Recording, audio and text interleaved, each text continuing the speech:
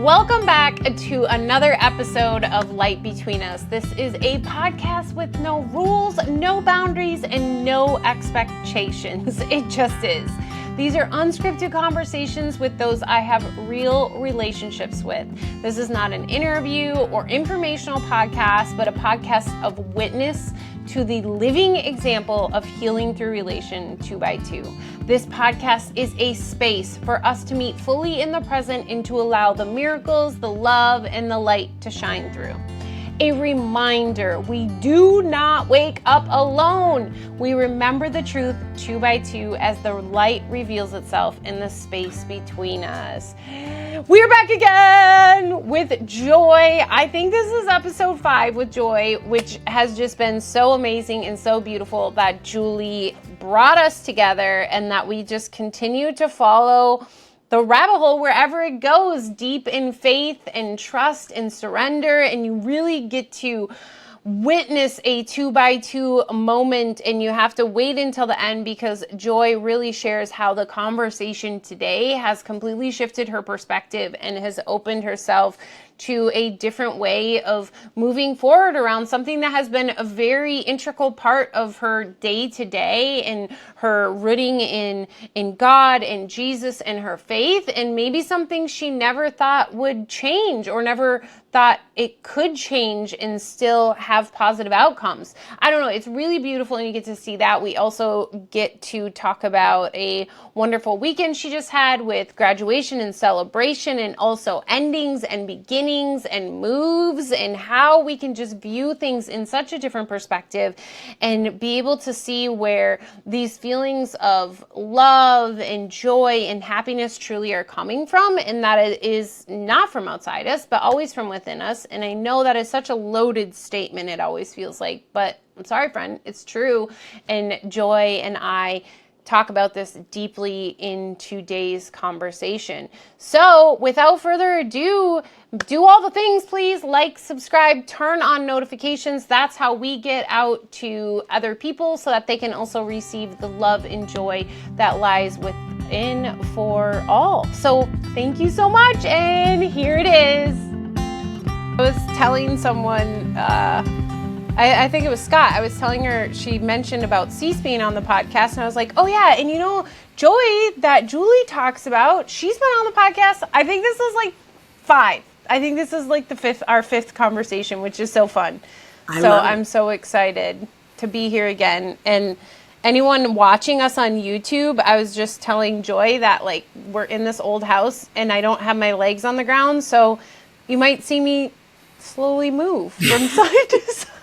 You might see me traveling. Yeah, I'm like a traveler. Like if I let go of everything, it's like.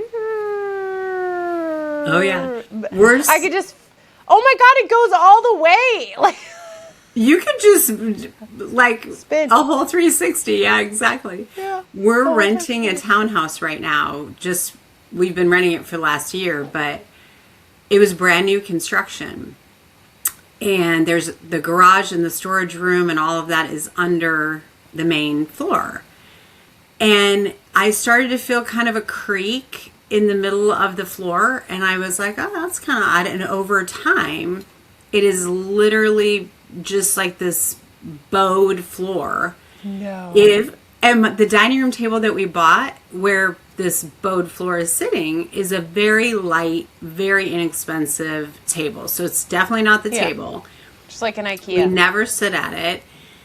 And you can't even have like a pen or something on the table because it'll just roll right off. Oh yeah, it's bad. So we told the maintenance guy about it and he goes, well, you're not the only ones. So we can come and fix it. And my husband and I are like, this is a rental for us. We're not too worried about it, but it's crazy how, same thing, the chair, you're kind of like leaning. Yeah, how it's settled. Insane. But like, this was built, I don't even know, this house is old. Like, maybe early 1900s. Like, it's really old. Like, but for it to happen that quickly in a home, like, whoa. Brand new construction? Yeah. I mean, I get that they settle and what. Yeah, anything settles. It's rows and rows of townhouses. I mean, I hate to say that, but they're just kind of throwing them up overnight, you know? Yeah, 100%. So quality of construction, I'm not sure is the same. Still there. Yeah. Yeah. I mean, like, this is probably like decades of settling and like corrosion. We're right near like a cliff, and so I mean, hopefully we don't fall off the cliff. But anyway, yeah, we're right near there. I think we're far enough from it. Yeah, we're far enough from there. But okay, so what? Okay, I hit record because haunted. Where were you this weekend? That was haunted. Like, what are you talking about? So, my youngest daughter's college, high school graduation was this weekend. And 2 years ago, when my middle daughter graduated, we had a big group of people come and stay at our house. Well, we don't have, I mean, we're renting a really tiny little townhouse now. So way back in August, I told my husband, I want to be prepared. Let's rent a house for everybody to come for graduation to stay, this and that. So we rented a house out on the lake, big lake house. So fun. Just an amazing weekend. But this house, we started laughing about it because we're thinking it's probably a house that they added on to, an addition here, an extra room there, or whatever. Yeah. And stuff like that kept happening all weekend long, where a door would just pop open, or the fridge would pop open. The fridge? Yeah, it was crazy. Or like a back door. There were so many, and then there was at one point, like, I can't remember what else happened. And my girlfriend and I both looked at each other, and I said it. And she said, we said it at the exact same time. I was like, I think this house is haunted. Because it was just like random door openings. It was just crazy. But no, it was a beautiful, beautiful weekend. It was very bittersweet because, yes, you're so happy that your child's graduating and this big occasion, and it's such a celebration. But for us, it's also kind of double duty because we're leaving here in a few months. Yeah. So we rented this big house. Everybody came out. People flew in from Nebraska. People flew in from Florida. People drove in from Florida. It was a really awesome gathering of, I mean, this is almost like our family because I call them family. We're so close, they are family. So we're having a great time at the lake house, the whole bit. And then her party was on Sunday, and I had rented a brewery space. So the whole crew went and set up for the party, and it ended up being just a beautiful party. And all the people that were very important to us, who we've met and become close to over the last 10 years, came to this party because they, of course, all adore Morgan and wanted to congratulate her. But as I'm talking to everybody and hugging and thank you for coming and this and that, it's hitting me of, wow, this is it. You know, we've only got a few more months left. And then my youngest, my graduate, she was getting really sentimental and emotional too because my kids have lived here for 10 years. When you're only 18 and 20, 10 years is a really long time. And they went to elementary school and middle school and high school. And so it was a very bittersweet weekend because it was beautiful and wonderful. But then that moment of sadness too of we're leaving. And as much as you know you're going to stay connected, and thank gosh for cell phones and all that other stuff. And I'm coming back here.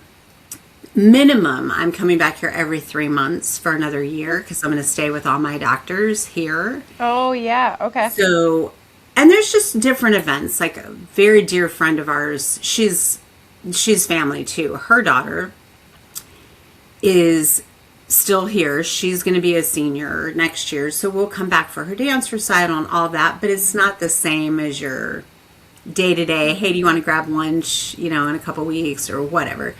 So it was a beautiful, beautiful weekend, but a lot of emotions, as you can imagine. Yeah. It was awesome. Wow. Okay. So I love that you rented a house for everyone. We're watching, I don't know if you've watched it, on Netflix. It's just a sitcom called Four Seasons. And it's with like some famous comedians and things like that. And it's like this group of friends that gets together regularly and rents like houses and stuff. So just the vibe of like everyone coming together and what comes up in that. And so I think that's so beautiful. And then for it to like be haunted, Scott and I just met and we were talking about how like when you start to bring awareness of what we're truly seeking here, which is always the love of God, you start to see like how things are projected out, like what we're witnessing is what we believe, and like I don't know, just so many different things of like you're never alone, like you're not fully in control, like all those things that a quote unquote haunted house could be, but you were able to just like embrace and laugh at it. And maybe it's these extra friends that have been with you this whole time and they also wanted to be a part. It's just like, I don't know. I just for sure. Love it. For sure. And I always tell my girls that when you believe, you receive. But I think when you're open, you're open and you believe that that there are other people's spirits here or coming to visit or with you. I think it makes you more aware. It's almost like I feel like because you're a believer, then they come to you or you see it, as opposed to somebody who doesn't believe, doesn't see it, or they don't come to you, one or the other. So no, we had a lot of moments this weekend where, first of all, I was calling for rain on, her party was Sunday, her graduation was Monday night, and they were calling for rain. And the rain delay would have put the ceremony the next day. Well, okay, that's great, except for all these people that flew in, drove in. I mean, I ended up buying we get some tickets and then we have to buy some tickets. We had 23 graduation tickets. And I'm thinking, oh my gosh, if it rains and they postpone the ceremony until tomorrow, it's just going to be my husband and I. I mean, even my middle daughter had to go back to work. She's like, I had a flight the next night. So we were all sitting in the living room of this house, just the girls. My girlfriend Jean flew in with her girls. The girl I was talking about earlier, Jean that Julie talks about, that you guys get together. Oh, and you guys have your Zoom calls. Okay. Yeah. So Jean flew in with her two girls, and my daughter's best friend Addison, whose like family was there, and all three of my girls were there. Like everyone was there. And at one point, I looked around the living room. And it was a lot of the girls, not all the girls, but all the girls, or a lot of the girls were in there.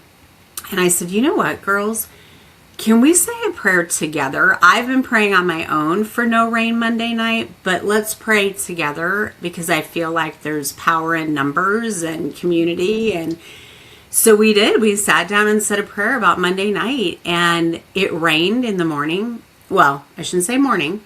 It rained mid-afternoon, and I was like, okay, it's going to be fine. Nope, it's going to be fine. It's going to be fine. And sure enough, rain moved out, had the beautiful ceremony, and then rain moved back in later. So you know how that is. You just have to sit back and thank God for that, for sure.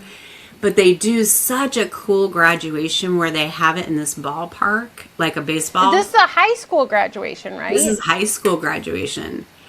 Like how things have changed and have turned in, like even like prom and everything is just such a much bigger deal these days. Anyway, okay. Huge. We did prom in our gym, and you guys are going, not my daughter's school, but the local high school she would have gone to if she didn't go to this other high school.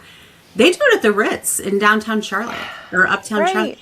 And like to ask people for prom, it's like a whole promposal. Like me, it was just like, oh, will you go to prom with me? Like, sure. Or, you're the odd man out of the friend group and he's the odd man out and you're like, okay, you two got to go because you're the last two and we all are going. So, that's how I got going. That's exactly. The odd man out. If you didn't have a boyfriend, then it was your boyfriend's buddy that you went with or whoever. Yeah, the buddy that didn't have a girlfriend. Yeah. Exactly. It was insane. So... And to be fair, a lot of the high schools around here, they do have them on their, track field or in their gymnasium or whatever. But my girls' school rent out this little baseball stadium. It's like a AAA baseball team or whatnot, but it's a new stadium. Very, very pretty, cute. It's a really cute little town it's set in. Beautiful little downtown boutique antiques, whatnot. And at the end of the ceremony, they do a fireworks show for the kids. What? And, oh yeah, oh yeah. And my girl Jean from Omaha was like looking at me like, "Are you serious?" Like, Right. it is. And that's what I said. Can you understand now why I prayed for no rain? Because this Yeah, is like this was the main special. event. This was like the concert. This is like a Oh. concert. Not even all concerts have fireworks displays. Like, what Yeah. the heck? It is an amazing, they do an amazing job. It's an amazing ceremony. It's just a really cool ending to their high school careers. Well, my other daughter, my middle daughter, had graduated from the same high school 2 years ago. Yeah. So we knew what the possibility was. Like we knew already, we'd already experienced it. So I really wanted that for my younger one too. Not Yeah. okay, rain delay, dad and you in the stand at the school, or whatnot. So it ended up being a really fabulous weekend. And then back to the house. What I love about renting a house and doing VRBOs, because we've done it quite a bit, just over all the years with friends, and Julie has stayed when we've rented a house with us and whatnot. Not only does everybody kind of have their own space, but everybody has their own thing to do. Some people were playing cards in this dining room, and some people were over here playing a different game, and a bunch of people were outside kayaking and fire pit and fishing. And so it was super cool that everybody could kind of just do their own thing. And if somebody wanted to take a nap, you're tired, you want Right. to check out, go check out. It was just I cooked a lot of food ahead of time and just kind of help yourself. I couldn't have asked for a better weekend, but I think I was so nervous, not nervous. All your preparation going into a big weekend like that, buying all the food and cooking and then having this party and whatever. I was seeing spots in my eye the entire weekend, and I was getting all these little flashes, and I was like, oh my gosh, I hope I'm not having a stroke.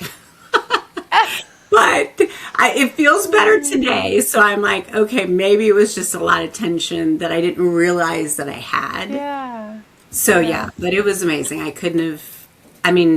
It was just amazing. Yeah, it was great.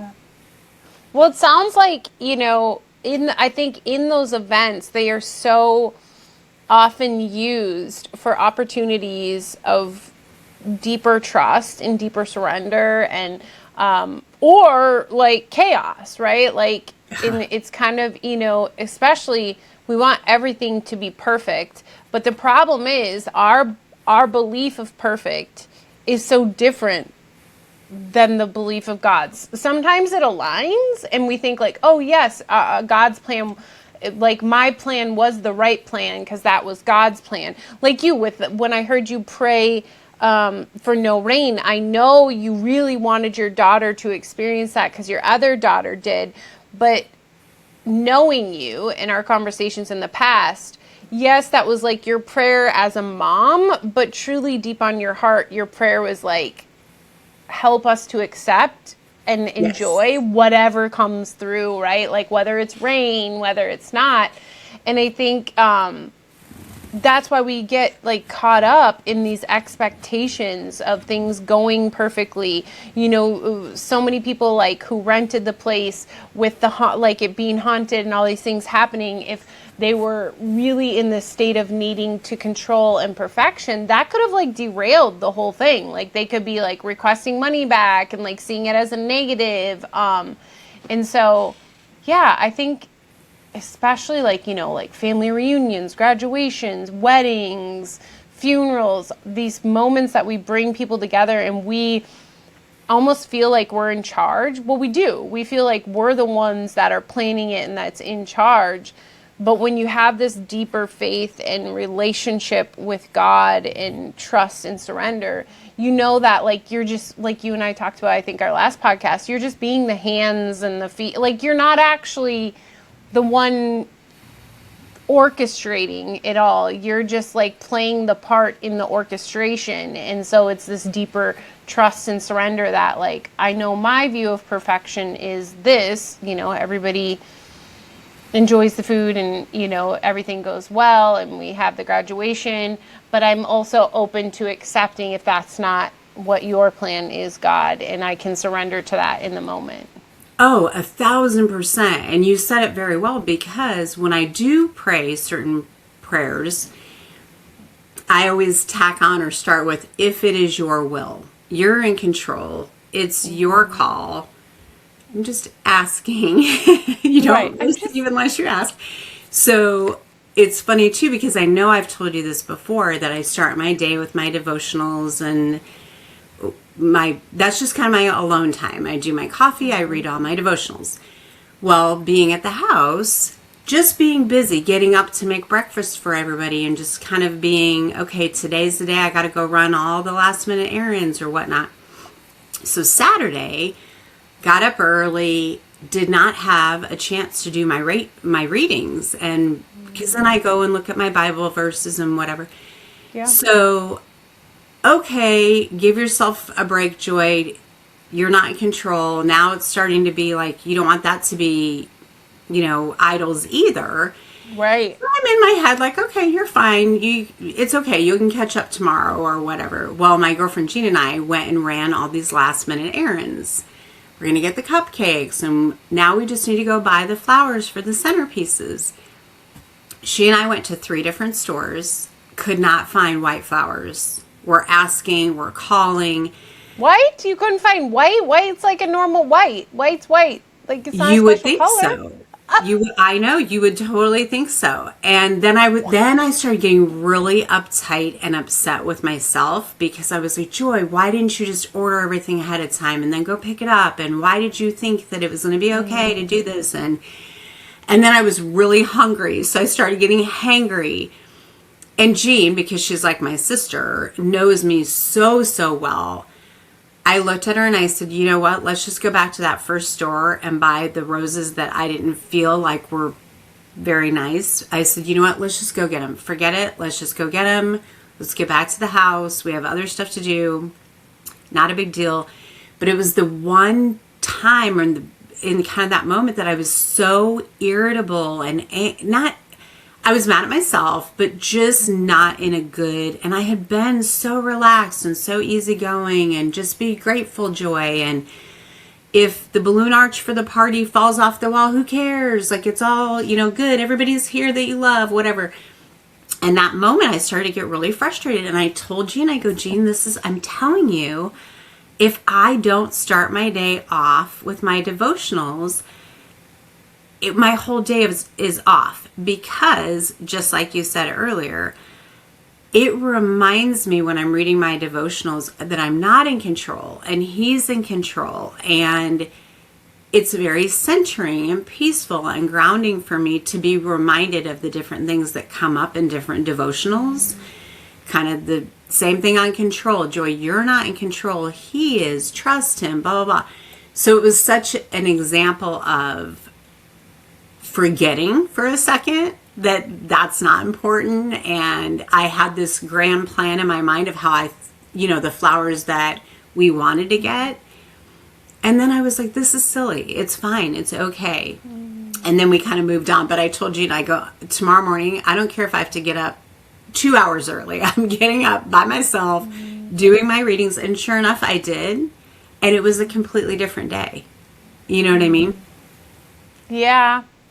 But so you and I kind of touched on this before, and you said it. And so an invitation is that maybe that day was the complete opposite of what you thought. Maybe it was actually an invitation from God to trust the relationship you've already built, and that it's not built on sand. Because what I hear you saying, Joy, is that your house is built on sand, and in order for the sand to not go away, you have to refill it every morning. And God is telling you, no, it's rock. Because even though it felt bad and like things weren't going well, it was your perspective. And we were able to see that when all of a sudden you realize the path you were going down, you were able to like lean back into trust, which is like, we saw the flowers. They were already there. Like, let's get back to that. Like, you were able to bring yourself back. Yeah, maybe the turnaround wasn't as quick as you had hoped, but just an invitation, because truly, like, a routine that is connecting with God can become an idol if it's something that we believe can impact our day one way or the other. And like you said, if we're truly trusting that God is always in control, then he didn't allow you space to do your morning devotionals. That wasn't Joy's choice. That was God's plan. And so there was something to garner from that. And I guess you could garner what you thought, which I need to make sure to do it every day. But I promise you there will be another day that you're going to miss it. And so you've already kind of set yourself up then for that day to then be punishment, because that's really what it is. Like, what I see is like, you have to bear your own cross. So God's going to punish you if you don't connect. But I don't believe that God's a punisher. I don't believe that you believe he is either. No. And so, yeah, that's just an invitation there, is to like, to see you did it. You, as much as like the beginning, maybe you had a moment, didn't feel, but it didn't ruin your entire day. And it only, quote unquote, felt ruined because of your perception of it, you know? And so, yeah. Does that make, like, because I just, it's such a slippery, like, idols. We make idols out of everything. Even the things that. It is a slippery. Yes. Yeah. It's a slippery slope, because you're right. On the one hand, I feel like, okay, this is something that I do to remind myself and to start my day off on a certain kind of mind frame and whatnot. But to your point, thank you for saying that, is there was a reason why I didn't do him that morning. It's okay. He has a plan. I do believe he is in control. And I thank you also for saying, I don't believe he punishes me like, well, you didn't do your readings this morning, so I'm going to purposely not put white flowers in all these places. Yeah. But some people believe that. Yes. And I definitely don't. And I think you're right. There was probably a lesson in there, like, Joy, remember, you're not in control. You may have, we always say, best laid plans. You may have these plans, and if they don't work out, okay, now what do? Lean into me. And that is one of the things that I read almost every day, is make me the center, make me the focus. Yeah. And when I'm reminded of that, it does help me remember, this is happening. This is going to happen either way. Whether you like it or not, you agree with it or not, it's going to happen. So how are you going to deal with it? And that's where Jean was like, okay, I got you. We're fine. And then we went home and ate lunch and kind of decompressed for a minute. And it ended up being beautiful. I mean, the flowers ended up being stunning. And my daughter actually did them herself. So that was even more impressive. But I was like, well, that was kind of silly that we got upset about it. And even Jean was like, oh my gosh, those flowers ended up a lot better than we originally thought. But it is, you're right. It is a very slippery slope. And I do get irritated with myself sometimes about, okay, Joy, let it go. It's not a big deal. There's a reason why you weren't able to do them. Don't make that your focus. Just like when we leave for Utah, I normally take pictures of each of my devotionals, and then I read them on my iPad or my phone or whatever.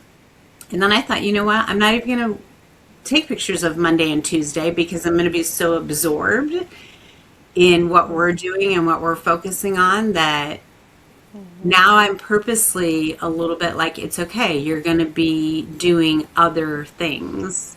That's not a make or break for your day. Of course, it's going, it's like going to the ultimate church, I feel like, I hope anyway, but we'll see. No, I think it's true. It's the reminder that nothing outside of you, including what you seemingly do or do not do, is what makes or breaks your day. It's always your perception of it, right? That's why, A book that recently has been coming back into my awareness being mentioned is Man's Search for Meaning by Viktor Frankl. And he literally finds peace in a concentration camp, right? Because peace was never in the concentration camp. It was an internal state of being that he was able to remember and to, lean back into despite all of his circumstances outside of him, right? Like him not being able to read his daily devotionals. Like all those things could be on the list, like not getting enough food, watching friends die, all of the reasons why we would believe, if we are looking at form, that peace could not exist there. He says, no, peace is there. Gandhi was in prison. He was the one that said he was free. Many people can agree that Gandhi was more free than someone who wasn't in prison, because he shared with us that freedom is a state of mind. It is not a state of the body. And so your connection to God, what you said you read every single day, what immediately came to me is this quote by David Hoffmeister that I sent to the girls in Lighthouse the other day. And it says, when the mind is ready to expand to a new level, everything that stands in the way of that expansion gets pushed to the surface. So what I heard you saying is like, I've been reading this to myself every single day for a period of time, which has been really important, right? We're never negating something's importance or the way in which it feels important. But what I hear is you're ready. God's like, okay, you're ready, Joy. You're ready for the next level, the next knowingness. And the only way to do that is everything that stands in the way of you getting there needs to be brought forth. And right now, one of the things getting in the way is your belief that your daily devotionals are doing anything but just, they're really not doing anything in the aspect of the picture of the whole, which I know sounds like, oh, then why do I do it? Because that's just what you're doing, and it's beautiful. Right. But now it's time to learn that what you think that's providing you is already there and always will be there. Yep. And that's a really good point, because some of my devotionals I've read for a full year. So I'm back to June 2nd. And yes, when I reread, there's a little bit different perspective, because it's just a different place in time. Well, you're different. Where I am. You're viewing, your whole perception's different. Yep. But it's same thing like with Joel Osteen, because I've listened to him for so many years now. Some of the messages I've already heard. And I'm like, okay, it's ingrained in me. I remember it. It's been repeated to me, and I've read it because I've read his books, and it's in his books. Yeah. So thank you for saying that too, because I do. You're right. Certain Bible verses come to me very, very quickly because of the reiteration and reading them. But you're right. I think it is kind of you're ready not to be dependent on that. Or to believe that you have dependence on it. Because I don't think you ever actually were dependent on it. Right. I think it was a belief you had, and it served you. Like it gave you hope. It gave you drive, especially through some of the hardest times of your seemingly life.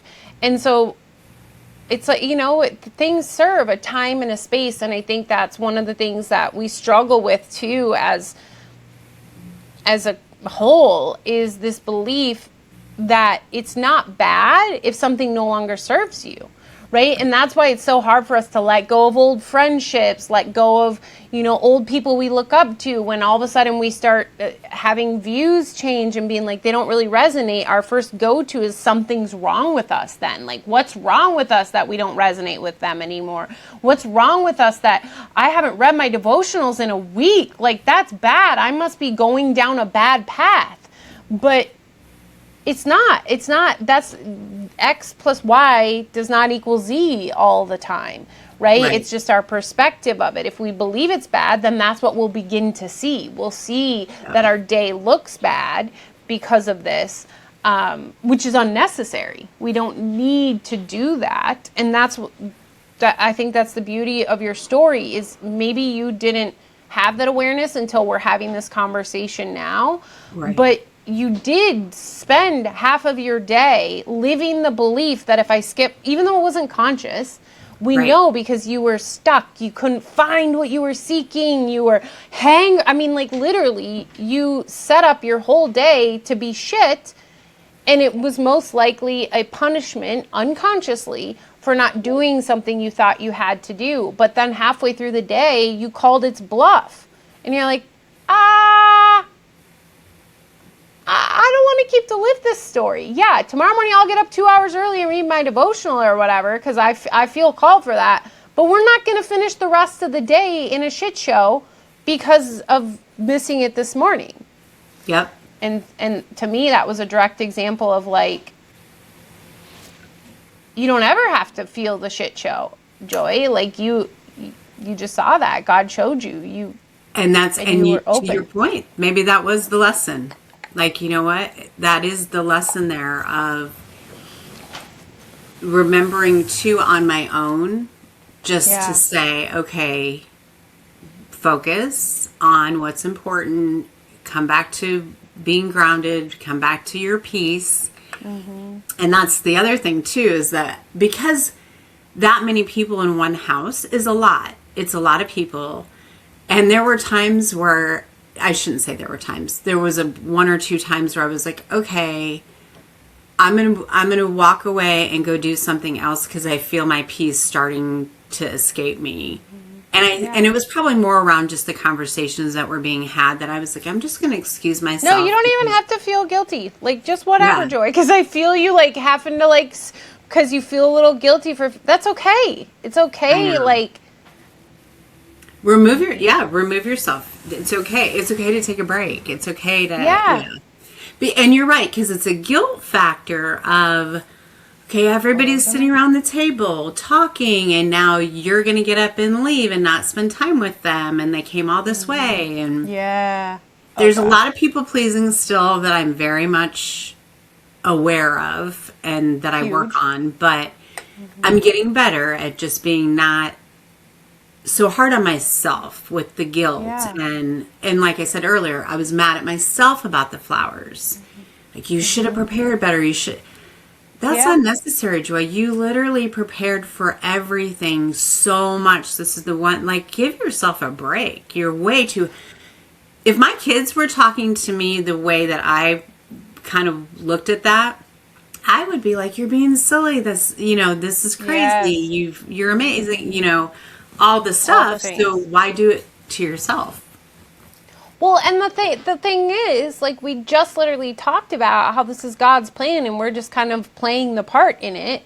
And so there wasn't more planning you could do, Joy. That was not part of God's plan, right? His plan was for you to have that exact experience that day for a grander purpose that, like, we can sit here and speculate, oh, it was to learn this lesson or that lesson. But at the end of the day, like, the way God thinks is, like, way far off from my ability. So I don't even know. It could be, like, maybe you saved the world from nuclear war because you walked into one of the rooms, that have flowers. Like, I don't know. It could be because, like, it's so much bigger than that. Yeah, exactly.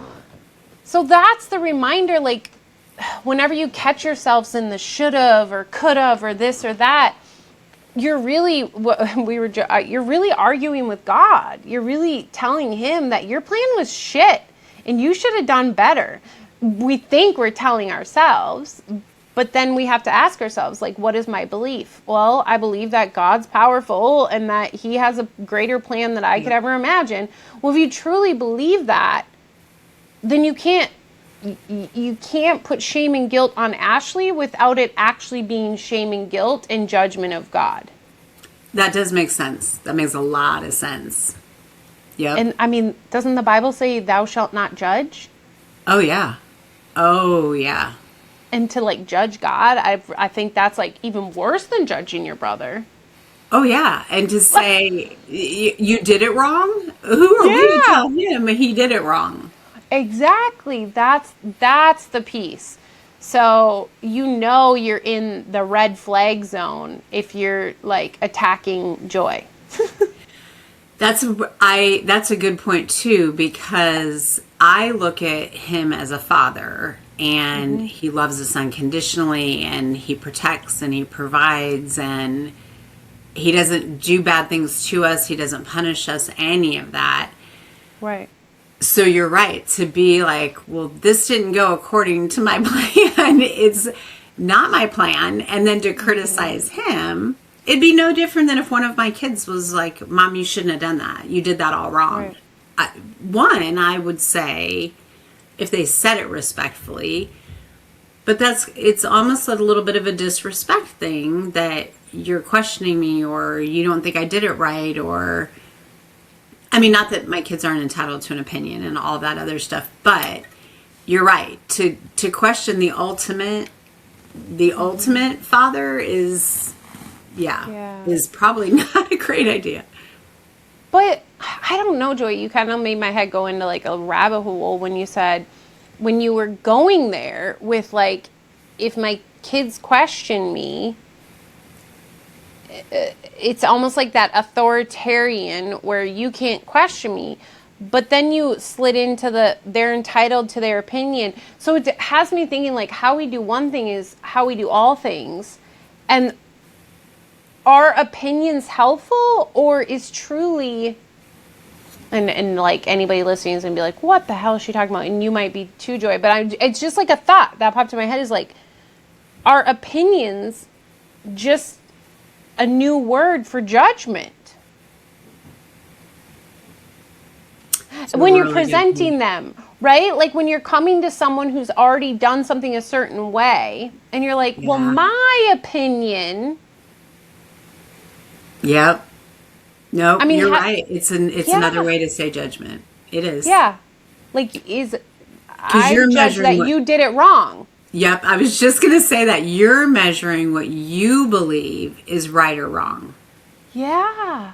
Instead of trusting. Or, it could have been done better. Or, yeah. Which is right or wrong, right? Better is just like another form of righter, right? Like, this is more right than what you did. And so, you're right. It's like, anytime I have an opinion, which, like, I'm totally, like, ruining everybody's belief in this independence, but we're all a child of God, but that's a red flag that I'm in a place of fear and judgment, and I'm not in trust. I'm not in trust and surrender. I like the word trust. I need to trust, and I like the word surrender. Trust and surrender that you're in charge. You know what's best. It's funny. I just read a devotional about that this morning. Have you heard of David Paul Tripp? Tripp. So awful with names, Joy. Like, so does he do something that I would know him? No. Well, I'm sitting here trying to think, okay, what's the name of the devotional that I read every morning? My daughter's mother-in-law bought it for me for Christmas. And in today's devotional of his, that's what he talks about, is that you work and then you trust and rest. So yes, God wants us to do our best and, help each other and, all the things. But then at the same time, you also have to rest and know that he has got a plan and that he has got everything in motion. So to try, it's like a teeter-totter. Work and then rest, work and then rest.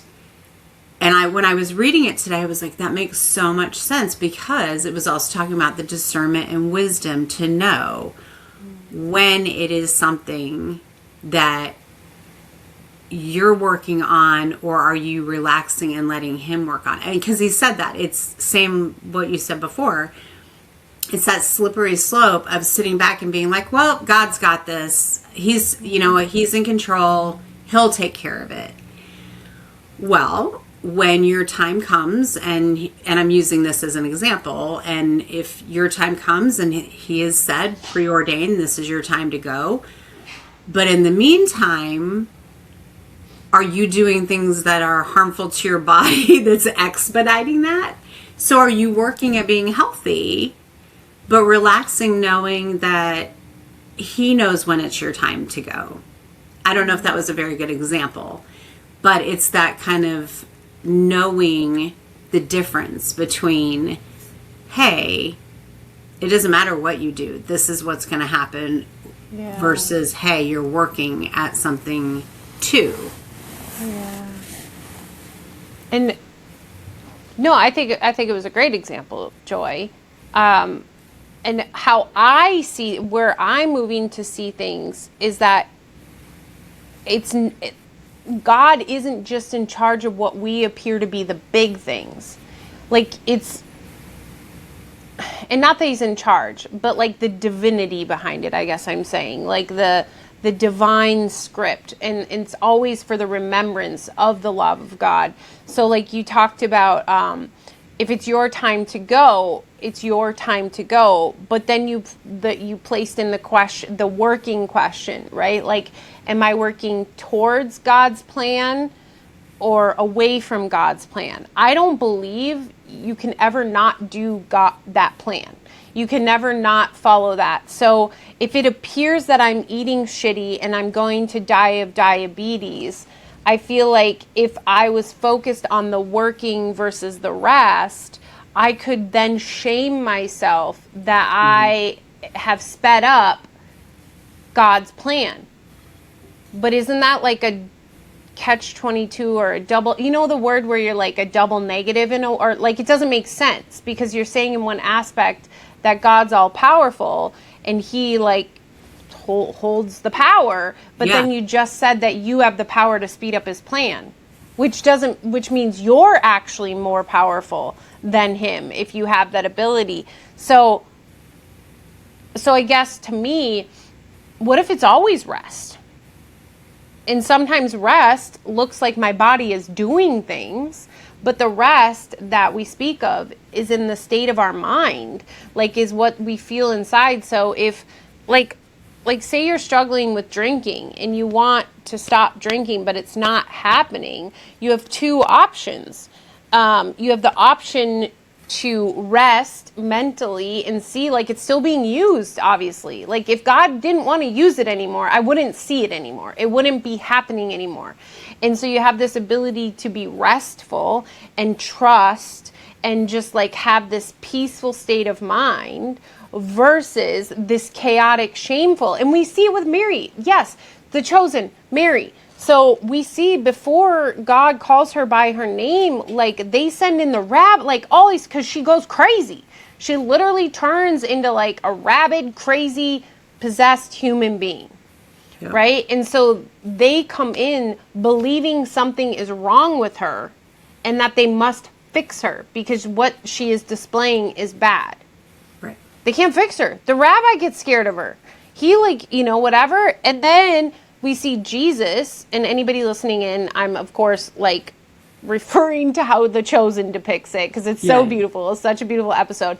But we see Jesus find her as the same as she was with the rabbi per se, and he just won't even acknowledge the craziness. He literally calls her by a different name. So it's not that he healed her. He saw her as never needing to be healed. And so she was able to accept the unneeding to be healed, right, in that moment, because also he saves her, right? That's what we believe he did in that moment. But she seemingly goes back out, right, later. And so, but when she goes back out, she's filled with shame and guilt, believing she circumvented what Jesus did. That she got to rise above their power of him saving her and to be unsaved again. And we know, like the way at least The Chosen depicts it and how I believe it probably went, she comes back and she wants to confess her sins of how bad she was and share all of her shame. And I can't believe I, did this and was bad. And he won't even hear it. He just hugs her. That's one of my favorite episodes when she goes back in the tent and she's talking to him about, I don't deserve, I'm not good enough, I'm not worthy. And he's like, he won't even hear it. He just like won't even entertain it. No. And and he says, look at me, because she won't even look him in the eye because she's got so much shame and so much guilt. And she looks at him and he says, well, what kind of redemption, and I'm not quoting it exactly, but he says, well, what kind of redemption would that be if it was gone in one day? Yes. Yeah. Yeah. So what he said was this was always the plan. And you think you fucked up excuse my language, you think you messed up the plan. And I'm telling you, you can't. Like, and that's literally what he said.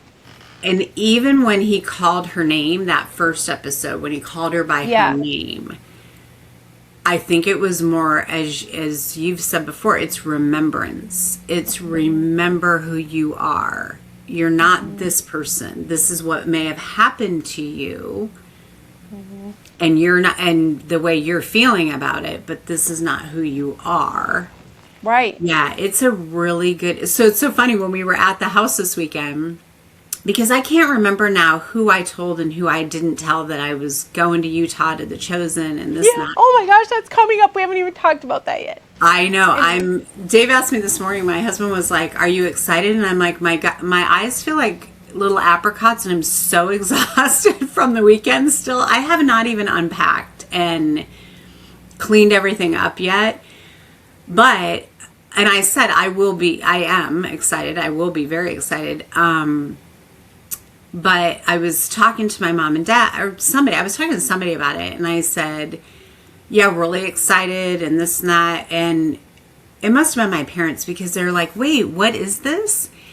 So I had a couple people kind of gathered around and you would think I worked for The Chosen or I was a publicist or something because I was so like, okay, there's 5 seasons and I start going through the whole thing and I was like, you guys got to watch it because it's just amazing. And my one girlfriend was like, really? The story of Jesus? And I said, it is, but there's just so much more to it. Yeah. So I'm hoping that I was getting them at least curiosity piqued to watch it. So I was going to tell you this too. So I got an email a couple weeks ago, maybe 2 weeks ago or whatnot. And it said, we would like you to, if you're interested, send us a video. And it's this whole process if you're interested. So I was like, oh, okay, let me see what this is about.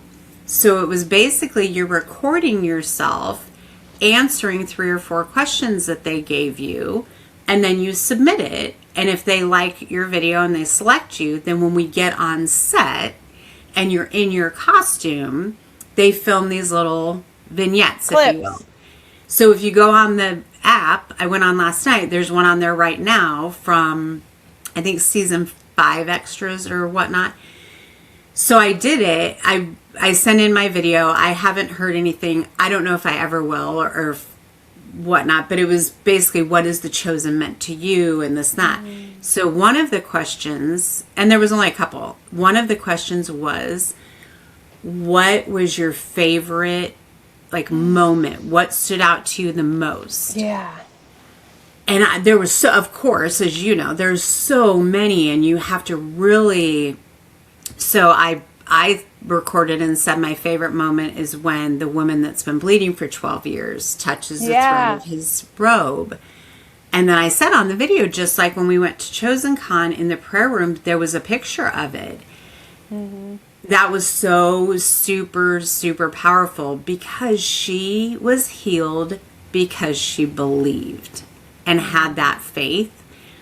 I'm excited. I'm really, now that I'm talking about it, I'm getting really excited just to be there and just, yeah. I mean, they've sent all these rules like, don't bring anything for cast members. Don't, don't bother them. Even when we're in between scenes, they're mentally preparing, just, stay at bay or whatnot. But I'm really, really excited to see, because Dallas sends these little text messages, and I'm sure you get them too, the text messages of, oh, we're on set, it's season 7, we're in Utah, blah, blah, blah. And just seeing the set, I was like, oh my gosh, it's just going to be awe-inspiring just to be there. It's going to be insane. Mm-hmm. And it's you'll be coming home a week from today, right? Are you coming back on what? I can't remember. Yes. So we leave on Saturday, and then filming is Monday, Tuesday, at least for us. our part. And then we're getting on a red eye Tuesday night and coming back because we have a big wedding in Asheville this weekend, or that weekend. So I have to get my fake eyelashes off this afternoon, and then get them put back on. And then I'm gonna get them put right back on when I land. I mean, my lash girl is just amazing. I mean, she and I talk. We recommend books. We have a lot of like philosophical, religious discussions. A lot. And she's like, "I got you. I have you." So then we're back.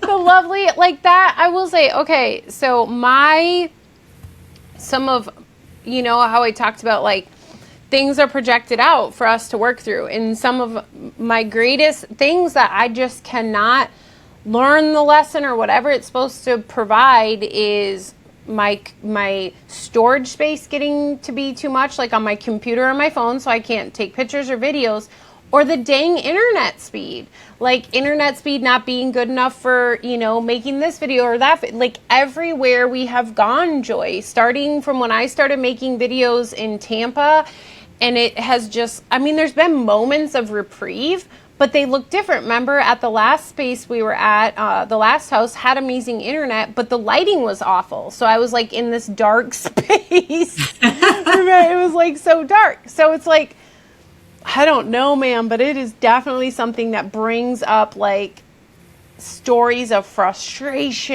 and like irritation and all the things. And I was talking to Pat, and it's definitely scarcity. It's another scarcity that there's never, you know, I never have enough bandwidth and I never have enough storage. And so it's constantly just showing up in these ways. And I wonder what the future holds, because where I live, people are up in arms and really opposed to data centers. What's that? So I know, I didn't know what it was either. It is basically where the cloud is housed. And so they need all these big open pieces of land to have all these big giant CPUs and AC and all that other stuff. So people are up in arms about it because the electromagnetic waves and the pollution and all the different things that it brings, which I agree with. But then we all want the cloud. Like we all want access to having that. Duality. So what do? You know? And you can't say, we'll build it over there because it's affecting them, but it's not affecting me. But it's the same. Yeah. I mean, it's the duality. It's like what we're witnessing. It's always like you want this, but there has to be a downfall. And that's, to me, always the representation that it's not something that God's concerned with per se. It's something being used to remind us of the love of God. And that's why we're experiencing the duality. Like it's the roadblock. Julie sent, I'm not going to quote this perfectly, but that quote by Rumi, she sent the other day, where it's, our purpose here is not to seek love, but to seek the barriers to it. And so it's like those moments, right? Like we're sitting here grappling about wanting fast internet and all this stuff, but not wanting the pollution that comes with it, when really they're just opportunities to see what stories come up for us around that, right? And maybe not everybody will have a story because it's not being used for them. For release, like me, right? Like what irritation, what is the story coming up about, you know, not having enough internet, and just allowing it to move through so that the love of God, the ease, the peace can be received through it. And I know it sounds like crazy, like, oh, there's got to be purpose at the level of the form, but truly it's always only the purpose to remember the love of God. I know, it's like, what? And I always say that there's a purpose for everything, and it wouldn't be happening if it wasn't for your good. Doesn't maybe feel like it in the moment, but later on down the road. Yeah. And definitely holding on to that during transitions and changes and, He puts you where he wants you. Like this, like a move. He puts you where he wants you. And that's where when I start to get sad about the move, I always think about that. I'm always like, okay, but remember, he must need you there, or he must, and if he doesn't, you'll come back, or whatever. Yeah. But just letting it go and just letting it go and letting what's supposed to happen, for sure. Yeah. Well, because it's the reminder, and you and I had this discussion about you moving in new community and stuff. What you love about where you are is the feeling you get the feelings you have internally. It's just we've been trained to believe those feelings came from something outside of you, like having access to a specific friend, or access to a specific food, or access to a specific, a beach, or this or that, and we then correlate, like, I'm happy because I'm near the water. I'm happy because I live near my best friend.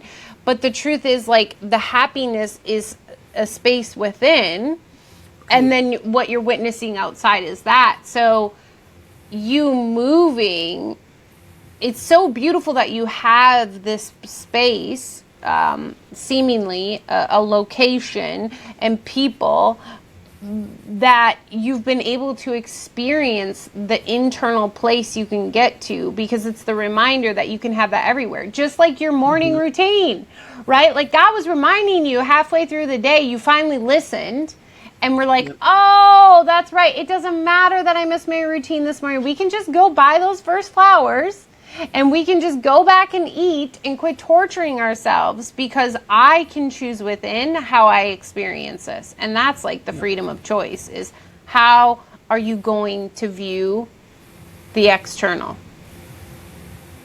Oh, yeah, 1,000%. I feel like it's really how you handle. Yes.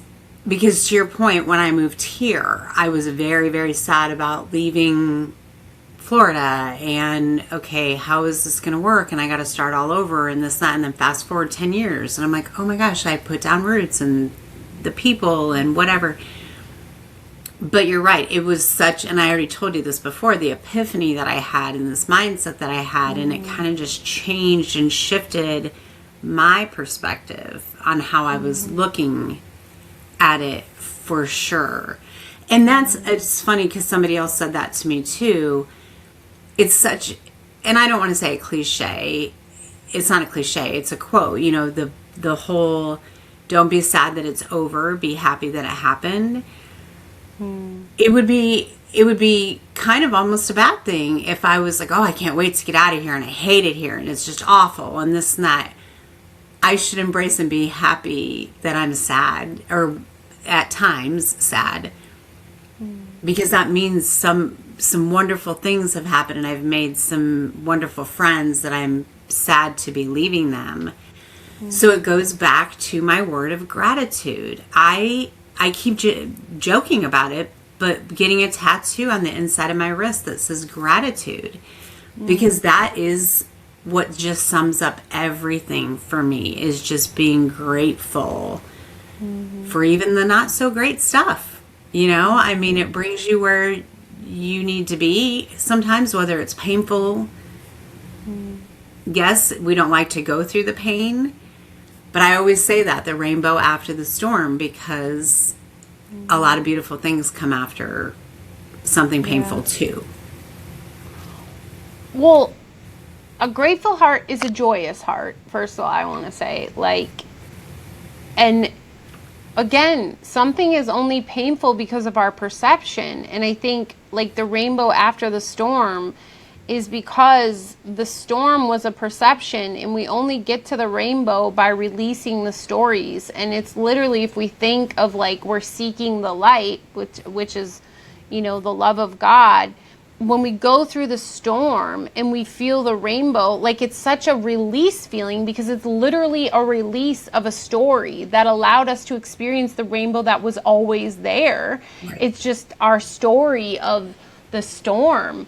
And so that's why like something for one person can be painful and not painful for the other person, because it's just the story and stories upon stories upon stories, you know, over time that condition us to view things in a certain way. Like one of probably like the craziest things when I first got into child protection that I had to wrap my head around is like, we had this belief that we were saviors, right? First of all, we're saving these children from these awful experiences, but they always went back, Joy. Because to them, their story was that was love. Abuse was love. And, you know, I'm not saying people should be abused, but it begs to question, like, oh, schmack. Like, I'm just trying to impose my stories on other people, and we maybe have a universal story in this moment, right? Because when I was growing up, spanking was 100% okay. I think maybe halfway through my raising, it started to get questioned, but like it was a legit form. I mean, in my mom's day, your teacher would smack you, right? Mm-hmm. Like, and it was no big deal. And now it's like completely the other way. So the question is, if it was good once and it's bad now, was it really ever either, or was it just the universal perspective in that moment made it right or wrong? So when you start to like see things like that, you start like, that's for me when really I question myself when I get into states of pain or anger or hurt. I'm like, what's the story coming up? Because I know my friend Joy could experience this thing completely different. So obviously it's a story. And if I want to experience joy in this moment instead of pain, I can. I just have to release the story. Right. And it's allowing yourself. I don't know if that's even the right word. No, but I think so. To be sad about something is okay. To be angry about something. I've always said this to my kids. You're allowed to have all the emotions, and you should have all the emotions. And if you want to express all the emotions and all of the above, as long as your actions don't hurt other people. If you're angry and punch somebody in the face, that's not okay. You're allowed to be angry. You're not allowed to punch that person in the face. So, but what might anger me isn't going to anger somebody else. I mean, classic husband-wife. Yeah. Things bother me that do not bother my husband at all. Yeah. And vice versa. Things bother him that I'm like, oh my gosh, don't worry about it. It's not a big deal. Mm-hmm. But that's just each of our own perspectives. Going back to, okay, that's the way he was raised. This is the way I was raised. Yeah. For example, I never, when I had kids, ever wanted and did spank, because I was spanked as a kid.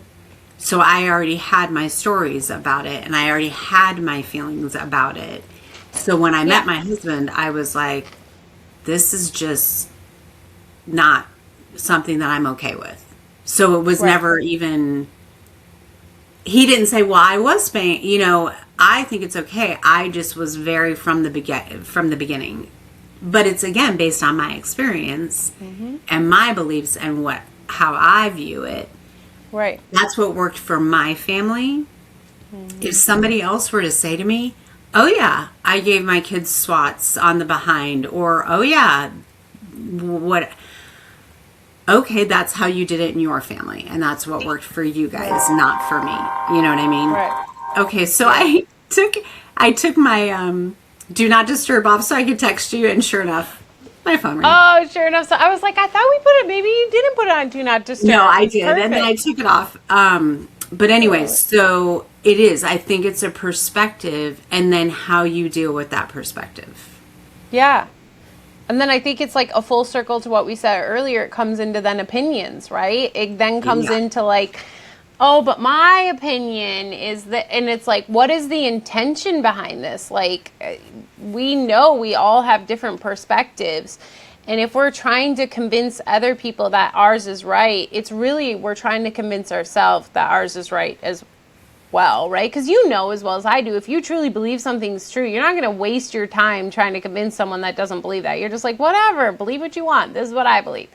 Yep. So it's our own doubt But the ultimate thing we're always grappling with is truly believing in the plan, truly believing that everything is unfolding for the good. That's what we're always grappling with, so that we're always like seeking others, like reiterations of it outside of us. You believe what you see, right? Like you, with your daily devotional, for that moment, you believed that you would have a bad day if you didn't do it. And that's what you began to see. Right. This uncomfortable day that wasn't centered, that wasn't in trust, that wasn't in surrender. But then you questioned it and you're like, whoa, wait. I mean, maybe like all that didn't happen consciously, but that's what happened.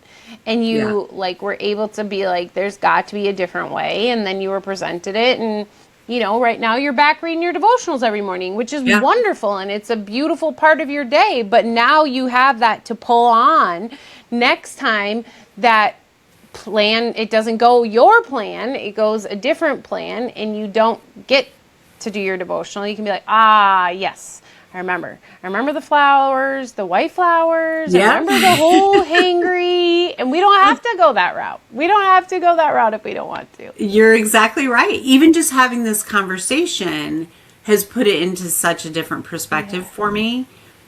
Like preparing to leave for Utah, I'm just telling myself right now, we're not going to worry about that, because we're going to immerse ourselves and be present in what you're going to experience. That is something that you can read later, come back to later. It's, just talking about it now, I'm like, okay, it changed my perspective, just even going forward in the next few days. Which is huge. And I think that's the power of the statement, and why we have this conversation right now in Light Between Us is like the living witness of 2 by 2, like right here, right now. Our conversation about something brought a mirror to you of like permission, a mirror of remembrance, a mirror of the permission slip, like all the things. Like that is the power of 2 by 2. That is the living witness to that statement, that we go home 2 by 2. You know, and it doesn't have to be the same other 2. You know, it's always changing. It's always changing with what you're interacting with and what can be that mirror. And I just think of like going to the Chosen thing. There's going to be so many 2 by 2s there. You're going to have so much, because everybody has that intention. Like you're walking into this together with a shared intention. And you're so right. That is one of the things that I'm looking forward to, is meeting other people in the tent and talking about everything. Where are you from? Where are you from? And that's why I want to go into this experience so open, just an open vessel of whatever, pulling in other people's, energy and experiences. And just, I'm really excited to come back and say, oh my gosh, you're never going to believe. I was on such a high after Chosen Con. I know. That this is going to be just, I'm really, really excited about it, because I feel like it's just such a bigger, because if I were to say to somebody who hasn't watched The Chosen or doesn't really know the same way I feel, like how I feel, I'm not just going just to a movie set or a TV show set to be an extra. No, this is a completely just such a life experience that I cannot wait to just embrace and fully be present there the whole time. Yeah. No phone calls, no checking emails. I mean, I'm just going to be there for that. Yeah. But I think it'll also be such an opportunity, because God uses, like, everything is being used in the same manner, like we talked about, just some seems more powerful. And right now for you, the Chosen, this opportunity feels like a much more powerful opportunity, but hopefully it can actually be a living witness to how you can attempt to work towards entering every single day with that excitement and that knowingness that there's going to be massive connection and just so much miracles and beauty waiting for you. Because I think that's like what we're constantly being provided is opportunities to experience the true connection and love of God that we're always seeking, for us to be able to grasp that and try to remember to pull it into some of the most mundane, waiting in traffic, or, waiting in line at, Scott was telling me this beautiful story about waiting in line to pay the water bill, which P.S. I meant to say to her, like, don't you pay that online, Scott? Like, I didn't know people go into person to pay it still, but like this beautiful, like, interaction she had with this person, and they both, like, hugged and shared that, like, God's always got you. And, that's why she didn't pay it online. Of course, Ashley, is because she was meant to have that interaction. But see, like, it's everywhere. It's always these massive opportunities are everywhere and always. So, like, right now you're being so lenient with not needing to be focused on the devotional. Maybe it's another step towards, maybe you're starting to move further from that needing to be a quote unquote routine that is more fluid, right? Is more like flowingly, like, oh, I'm feeling it today. Oh, I'm not tomorrow. Oh, because it becomes an idol, and then we have to unbreak it and find, like, that middle ground. Well, even this conversation is helping, because I was thinking about, like, years and years and years ago, I was on the Atkins diet. Yeah. And everybody was like, oh, it's a diet. And I said, you know what? It's not that you literally change your lifestyle. And it's not, oh, I dropped a bunch of weight, now I'm going to go back to whatever. It's a change in lifestyle. And I'm thinking now, same thing. At the time, my devotionals were a way for me to just lock in and not escape, but just really dive deep down. And now that it's been a couple of years of reading some of the same devotionals, okay, this is a way of life. Maybe you don't need that routine reminder every day, because you already remember. You just have to stop when you're having those moments and pull from what you already have. So it's a different way of being, because I don't want to say lifestyle. It's a different way of being than previously, before, when I was also just trying to find my foothold too, I guess. That's another way to look at it. Yeah. I was holding on to my anchor and my lifeboat. Yeah. Well, you were building a foundation, right? And now it's about trusting the foundation. It's like, David always talks about, like, 1% is, like, the content. Like, 1% is the intake of this information and the foundation, and then the other 99 is the implementation of it, is the actual, like, doing it. But if you get that one, if you don't have a solid 1%, then the 99 doesn't matter. So that's really what you've been working on, and now you're getting more and more opportunities to really, like, practice, to practice everything that you've been reiterating to yourself every single morning, and you've been witnessing, to, like, really, like, okay, if I really trust and surrender, which literally you said, I've been reading the same devotional that tells me these things every day. But now it's practice. Now it's like, okay, it's the practice. No, it's so real. It's so real. And I loved when you said earlier about the sand versus the rock. Yeah. Because my faith is not built on sand. So I don't need to hold on to this, morning devotional. Refilling the sand. Yeah, exactly. So no, that was very helpful. Actually, I was like, okay, that's a really good way to look at it. Just because you don't read them every day doesn't mean your day is going to go a certain way. No, that your foundation is any less, right? Because that's what you were thinking. Like, you literally had to refill the sand because it was getting low every morning. But the truth is, no, it's always overflowing with, rock is solid. Like, it's just... Yeah. There's so much sand in rock, right? Like, it's rock hard, whatever. Yeah. So, oh, joy. I can't, okay, so we're going to have to schedule a call right after you get back from the Chosen and you have space, because I am so excited to hear about all the connections and just what comes up for you. In such a powerful I am place. definitely bringing my journal, though, because I want to journal at night, just so that I do not forget a single Or even detail. A voice note. If you don't want to write it down, maybe you'll just be so flooded with thoughts, just a voice note, whatever you need to get it out. Good point, because this is going to be, I'm really, really excited I'm really excited. And I'm very just going to, whatever happens, happens. All right. I mean, hopefully you make it there, but even if you get stuck in the airport somewhere and make an amazing connection, it was all a part of the plan. Yes. Yes. And we know, like, it's like, even with what you shared in the last episode about the outfits and how that came about and the connection there, like, it's already been firing connections left and right. So yeah. Well, you're recording on a new track, whatever this means, but because you changed devices, whatever. So much love. Thank you so much for such a beautiful and amazing conversation, and everyone tuning in. As always, like, subscribe, and pay attention, because there will be another conversation with Joy within the next 2-3 weeks that we will cover all things chosen and being an extra there, and just I can't wait. I'm excited. So much love, everyone.